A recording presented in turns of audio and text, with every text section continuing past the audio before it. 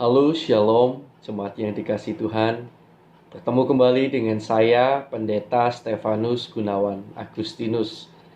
Saya bersyukur lewat ini saya boleh berbagi kebenaran firman kepada saudara, mengajarkan saudara akan firman Tuhan, dan saya berdoa saudara diberkati oleh renungan-renungan yang saya berikan, yang Tuhan izinkan untuk boleh saya buat ini.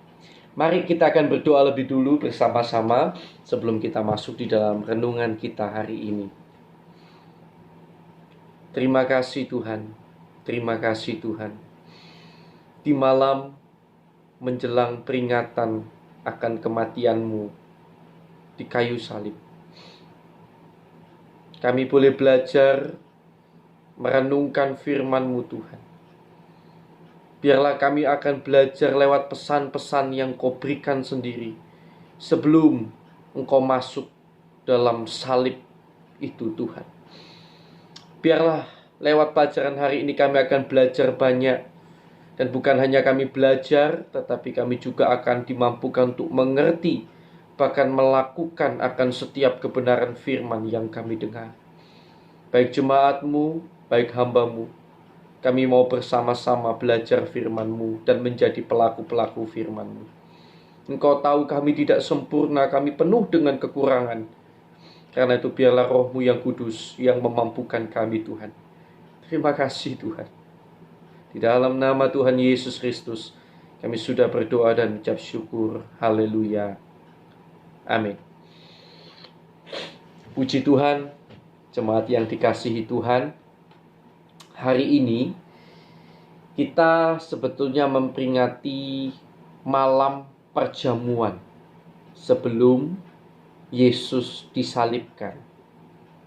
Jadi pada malam sebelum Yesus disalib, Yesus itu melakukan perjamuan malam yang terakhir bersama murid-murid. Dari situlah kemudian kita melanjutkan sakramen perjamuan suci. Nah, pada saat perjamuan malam yang terakhir itu, ada banyak hal sebetulnya yang diajarkan oleh Yesus.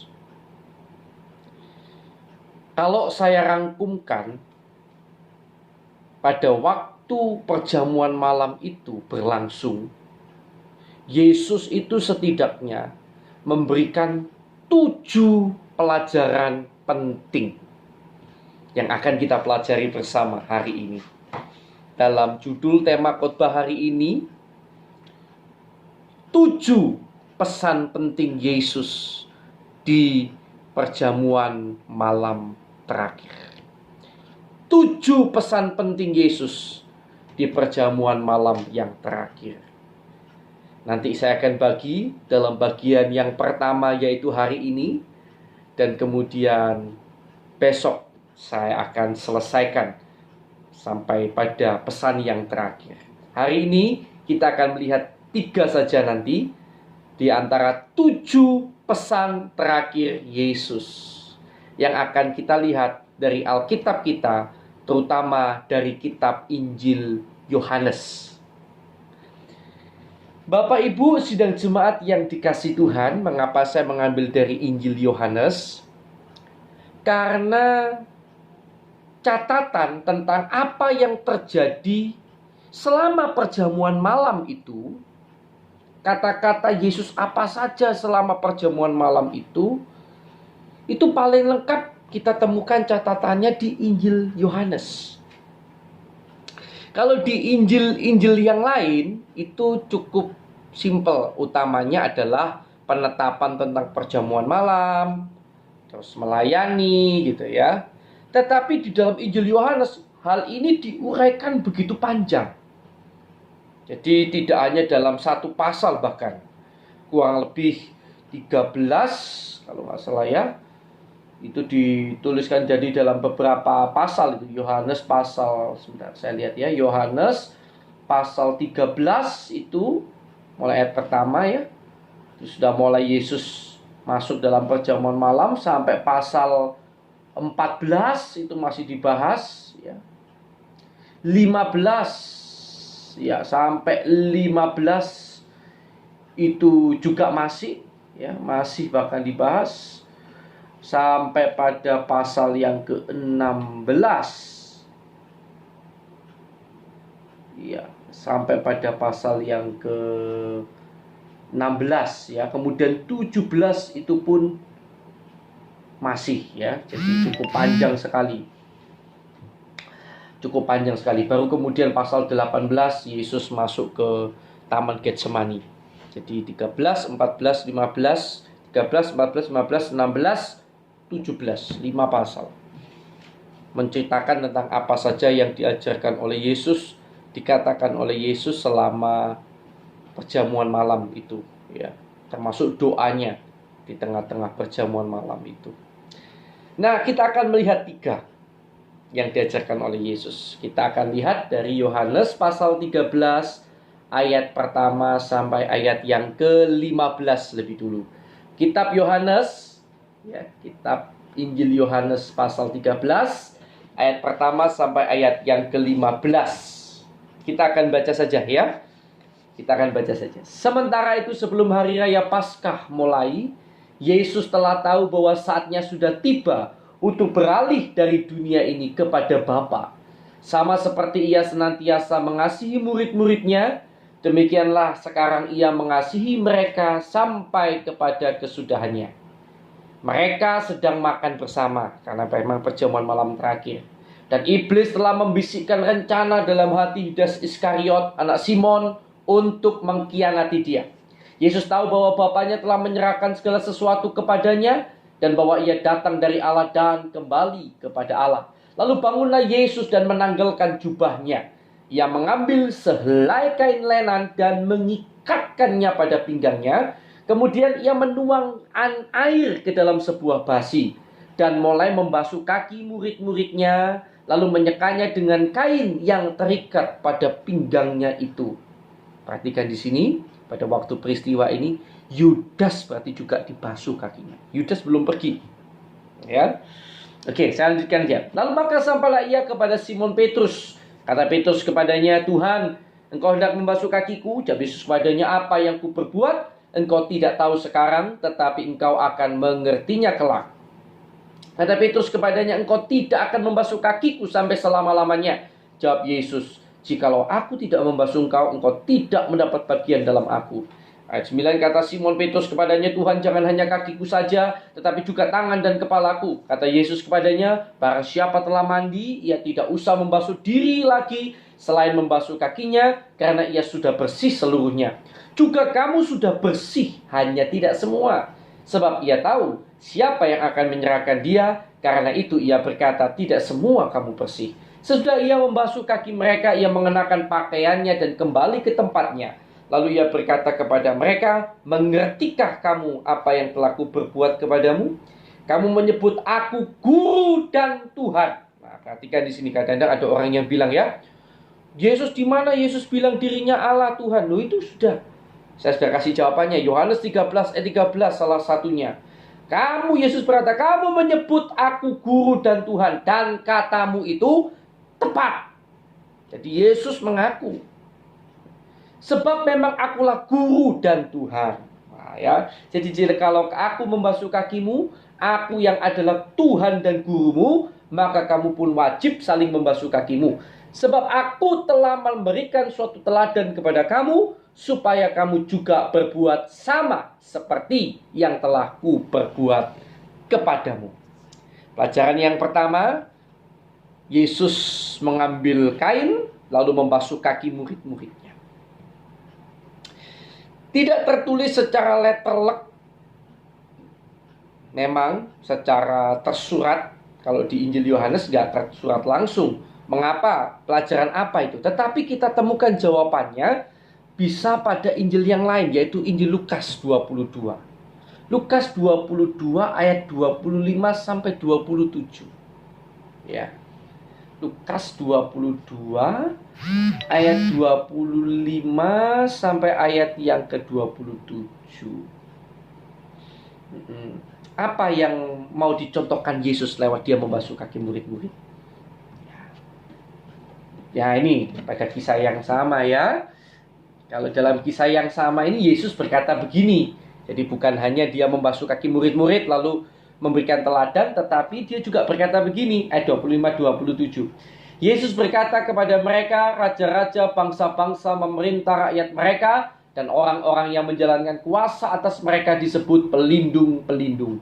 Tetapi kamu tidaklah demikian, melainkan yang terbesar di antara kamu hendaklah menjadi sebagai yang paling muda dan pemimpin sebagai pelayan. Sebab siapakah yang lebih besar, yang duduk makan atau yang melayani? Bukankah dia yang duduk makan? Tetapi aku ada di tengah-tengah kamu sebagai pelayan. Ya, jadi yang pertama pelajaran apa? Adalah pelajaran bahwa kita harus saling melayani. Ya, tindakan Yesus ini dikonfirmasi oleh Injil Lukas, di mana ternyata pada perjamuan malam itu juga Yesus mengajarkan bahwa barang siapa yang mau terbesar, dia harus menjadi pelayan. Ya, jadi melayani. Orang Kristen itu memang tidak bisa dilepaskan dari kata melayani satu sama yang lain. Saudara yang kasih Tuhan, bila hati kita itu mau saling melayani, jadi saling melayani itu sebetulnya masalah hati. Kalau memang hati kita itu mau, kita itu akan selalu menemukan cara, kita akan menemukan ide-ide. Tuhan akan memberikan ide-ide itu di dalam pikiran dan hati kita tentang apa yang bisa kita lakukan untuk melayani sesama, bahkan di tengah segala keterbatasan yang ada pada kita. Kita akan mau, karena dasarnya hati kita mau melayani. Nah, pertanyaannya, apakah hati kita itu betul-betul mau melayani? Manusia itu kalau mau, itu selalu luar biasa sekali. Tapi kadang-kadang kemauan kita itu yang kurang. Kita lebih suka dilayani daripada melayani. Tetapi firman Tuhan pada waktu sebelum dia disalib, pada perjamuan malam yang terakhir itu, dia mengingatkan bahwa kamu harus saling melayani. Suami-suami melayani istri, istri melayani suami, anak melayani orang tua melayani anak-anaknya dengan segala macam cara. Layanilah satu dengan yang lainnya. Rendahkanlah dirimu bagaikan kamu menjadi seorang pelayan dari sesamamu. Ya, kalau misalnya suami-suami biasanya tidak pernah bikinkan teh buat istri, ya layanilah istrimu sekali-sekali. Itu pelayanan. Saling melayani. Ya, istri-istri melayani suami, saling melayani. Itu indah sekali, dan kita memang diciptakan untuk saling melayani satu sama yang lain dengan segala macam cara. Saya katakan sekali lagi, kalau Anda mau, Tuhan akan memberikan ide-ide yang baru yang dapat Anda kerjakan untuk melayani sesama. Puji Tuhan. Itu yang pertama. Yang kedua, yang tidak kalah pentingnya yang Yesus ajarkan, itu bisa kita lihat pada Yohanes 13 ayat 21 dan kemudian ayat yang ke-26. Yohanes pasal yang ke-13 ayat yang ke-21. Setelah Yesus berkata demikian, ia sangat terharu lalu bersaksi, "Aku berkata kepadamu, sesungguhnya seorang di antara kamu akan menyerahkan aku." Kira-kira Yesus tahu nggak siapa yang akan menyerahkan dia? Tentu tahu, bukan? Tapi Yesus bagaikan memberikan peringatan yang terakhir kepada Yudas. Dia seolah-olah berusaha memberikan kesempatan yang terakhir kepada Yudas. Seolah-olah memberikan jalan pertobatan yang terakhir. Bahwa kayak seolah kalau kamu mau bertobat sekarang masih ada waktu. Saya masih mau mengampuni. Seolah-olah begitu yang Yesus lakukan. Sekalipun Yudas ini sudah jahat, terbesit dalam pikirannya untuk menyerahkan Yesus. Tapi Yesus membuka kesempatan selebar-lebarnya. Luar biasa. Ayat 26. Jawab Yesus, Waktu ditanya siapa itu Tuhan, Yesus kasih clue. Ini mestinya kalau Yudas sadar, bisa ya. Wah, Yesus tahu ini ya. Ayat 26. Jawab Yesus, dialah itu yang kepadanya aku akan memberikan roti sesudah aku mencelupkannya. Sesudah berkata demikian, ia mengambil roti, mencelupkannya, dan memberikannya kepada Yudas, anak Simon Iskariot. Coba saudara, ini kurang apa sebetulnya peringatan Tuhan? Seolah-olah Tuhan bilang, aku tahu kamu mau menyerahkan aku. Ini masih ada kesempatan terakhir. Kamu tobat. Aku tahu. Saudara bisa lihat betapa besarnya hati Tuhan Yesus. Kan itu hal yang kedua yang tidak kalah pentingnya pada perjamuan malam itu, selain dia mengajarkan tentang saling melayani. Yang kedua, harus saling memberikan kesempatan untuk orang lain bertobat, membuka pintu maaf, untuk mau mengampuni orang lain. Saudara yang dikasihi Tuhan, setiap orang itu punya masa lalu. Bahkan orang-orang suci itu punya masa lalu yang terkadang sangat kelam. Tetapi saudara juga harus tahu bahwa setiap orang berdosa itu juga punya masa depan yang bisa jadi baik. Kita harus membuka kesempatan kepada mereka. Banyak kali kita selalu berkata, kamu menyakiti aku 1 kali, saya ampuni 2 kali, saya ampuni 3 kali. Gitu ya. Saya gak mau ampuni lagi. Tapi bukan begitu caranya Tuhan. Bahkan Yesus ketika ditanya oleh Petrus, berapa kali saya harus mengampuni Tuhan? 7 kali, 70 kali. Angka 7 itu biasanya sempurna. Seolah-olah Yesus menunjukkan bahwa pengampunan itu sudah harus sampai sempurna. Udah kapanpun dia minta ampun, kamu harus terus ampuni. Kapanpun. Bukan berarti saudara tidak boleh bersikap hati-hati terhadap orang-orang yang mengaku-ngaku bertobat. Boleh saudara tetap berhati-hati. Ya, sehingga saudara mungkin sambil menjaga diri supaya tidak ditipu lagi, mungkin misalnya karena dia orang itu ada rekam jejak seorang penipu dan juga berbohong misalnya. Boleh saudara berhati-hati, tetapi pintu maaf itu yang harus terbuka lebar. Ya, kita menerima orang itu sambil kita tetap berhati-hati. Jangan sampai ditipu lagi, tetapi kita tetap harus mau terima dan kita harus mau mengampuni dia. Tidak menolak dia, tidak membuang dia. Kita harus mengampuni. Karena tugas kita adalah mengasihi, bukan menjatuhkan sesama kita. Saudara yang kasih Tuhan, banyak kali saya menemukan anak-anak Tuhan itu sangat suka menghakimi sesamanya. Seolah-olah dialah yang paling benar. Bagaikan orang-orang Farisi yang hendak melempari perempuan yang berdosa dengan batu. Bagaimana bila Yesus berkata yang sama pada waktu orang Farisi bertanya tentang wanita yang berbuat dosa? Bagaimana bila Yesus berkata, kamu yang tidak berdosa, lempari perempuan ini pertama kali dengan batu?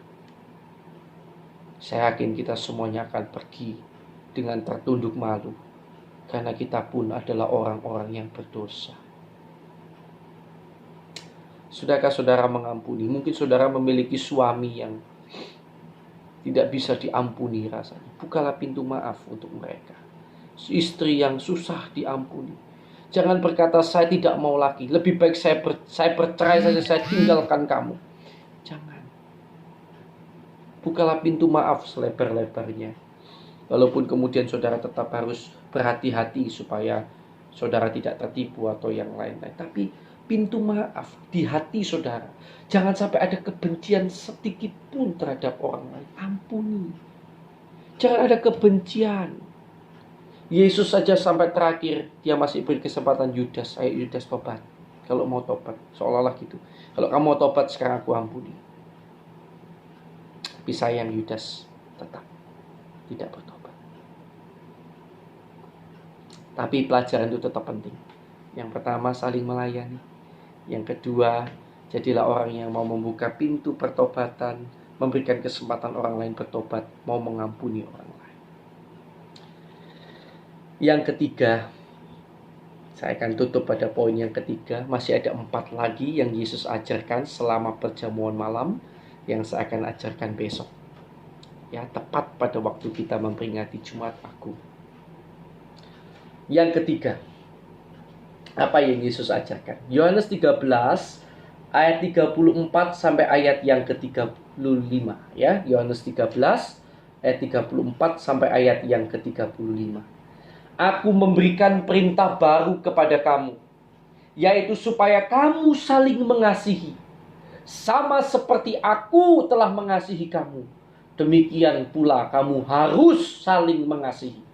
Dengan demikian semua orang akan tahu bahwa kamu adalah murid-muridku, yaitu jika kamu saling mengasihi.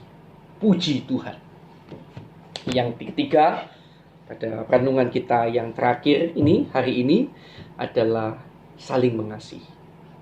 Pada perjamuan malam yang terakhir, Yesus mengajarkan, kamu harus saling mengasihi. Kamu harus melakukan tindakan-tindakan nyata saling mengasihi. Sekalipun saudara tidak punya uang, saudara tidak punya harta, saya bukankah pernah ajarkan kepada saudara, saudara bisa berdoa syafaat untuk orang lain. Doa syafaat itu adalah wujud kasih yang menurut saya paling murni, paling tulus. Mengapa paling murni, paling tulus? Karena orang yang saudara doakan itu mungkin tidak akan pernah mengucapkan terima kasih kepada saudara. Karena betul-betul dia tidak tahu bahwa saudara mendoakan dia. Kecuali saudara berdoa syafaat lalu cerita-cerita, saya doakan lu Bu ya, nanti kalau diberkati jangan lupa sama saya gitu. Wah, itu saya rasa itu nggak tulus ya, itu bukan doa syafaat yang dimau Tuhan. Tapi kita berdoa syafaat kan kita nggak bilang-bilang siapa bahwa orang A kita doakan, si B kita doakan, kita nggak bilang. Yang tahu hanya kita dengan Tuhan. Itu luar biasa. Jangan diremehkan. Selain tentu kalau kita memiliki harta jasmani itu dibagikan, atau memiliki hal lain itu dibagikan, ya kita harus menunjukkan kasih lewat itu semuanya. Tahun ini kita tidak bisa merayakan Jumat Agung dan Paskah seperti biasanya. Saya sedih, saya tahu banyak jemaat juga sedih.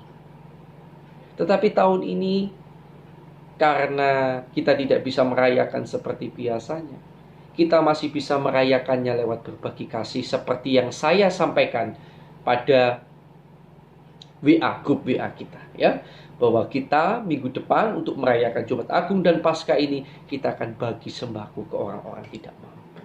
Terutama di waktu-waktu yang susah ini, banyak orang susah makan. Kasihan saudara. Kita mau belajar berbagi kasih, kita harus belajar saling mengasihi. Ya, dan kalaupun tidak punya dana, saudara sendiri dalam keadaan kurang, jangan kecil hati. Doamu dengan tetes-tetes air mata untuk orang-orang yang membutuhkan, itu juga adalah suatu bentuk kasih yang luar biasa. Selamat merayakan Jumat Agung dan Paskah. Selamat menikmati pelajaran Yesus pada malam perjamuan yang terakhir. Kiranya semakin hari, bukan hanya saudara, saya juga mau, kita semuanya dibentuk semakin serupa dengan Kristus. Walaupun secara daging kadang-kadang terseok-seok, jangan pernah menyerah. Bersama Roh Kudus kita mampu. Saya juga akan terus belajar bersama saudara. Tuhan Yesus memberkati kita. Jangan lupa 3 pelajaran hari ini yang sudah kita pelajari. Yang pertama, harus saling melayani. Miliki hati yang mau melayani. Yang kedua, miliki hati yang mau mengampuni, memberi kesempatan orang bertobat. Walaupun bukan berarti saudara tidak berhati-hati, saudara menerima begitu saja dengan polos, bukan kan? Tetap hati-hati, tidak apa-apa. Tapi pintu maaf itu harus terbuka lebar. Yang ketiga, harus saling mengasihi sesama kita. Tidak bisa punya apa-apa, tidak apa-apa. Doakan dengan tetes-tetes air mata dari hati yang penuh kesungguhan ketika mengingat orang-orang yang tidak mampu dan dalam keadaan kesusahan. Tuhan Yesus memberkati. Mari kita akan berdoa bersama-sama. Tuhan, terima kasih buat pelajaran yang luar biasa malam ini. Kiranya Tuhan akan terus mengajar kami dalam kebenaran firman, sehingga semakin hari kami semakin dibentuk serupa dengan Kristus. Jangan bosan-bosan mengajar kami Tuhan, makhluk yang lemah dan penuh kekurangan ini. Karena kami tahu terkadang kami masih belum mampu melakukannya. Jangan pernah bosan-bosan kiranya Tuhan, karena kami mau belajar. Walaupun pelan, mungkin tidak langsung, tapi biarlah perubahan itu semakin hari semakin tetap terjadi dalam hidup kami. Semakin hari kami menjadi semakin baik dan semakin menyenangkan hati Tuhan. Terima kasih Tuhan. Berkati kami semuanya. Beri kami semuanya kesehatan, kekuatan, terutama di tengah wabah corona ini. Kayak Tuhan terus memberikan kami pertolongan. Terima kasih Tuhan. Dalam nama Tuhan Yesus Kristus. Haleluya. Amin. Nah saudara, bagi saudara yang mungkin ingin didoakan, saudara mau didoakan, saudara bisa menghubungi nomor HP saya. Saya akan di akhir renungan, saya akan bawa saudara dalam doa. Nama-nama saudara yang ingin didoakan, saya akan langsung doakan. Ya, kita akan ajak semua yang mendengarkan ikut berdoa untuk saudara. Saudara yang mau mendoakan, saudara bisa hubungi HP saya sekali lagi. Di akhir renungan ini saya akan ajak semuanya belajar berdoa buat yang mau didoakan. Terima kasih. Tuhan Yesus memberkati saudara.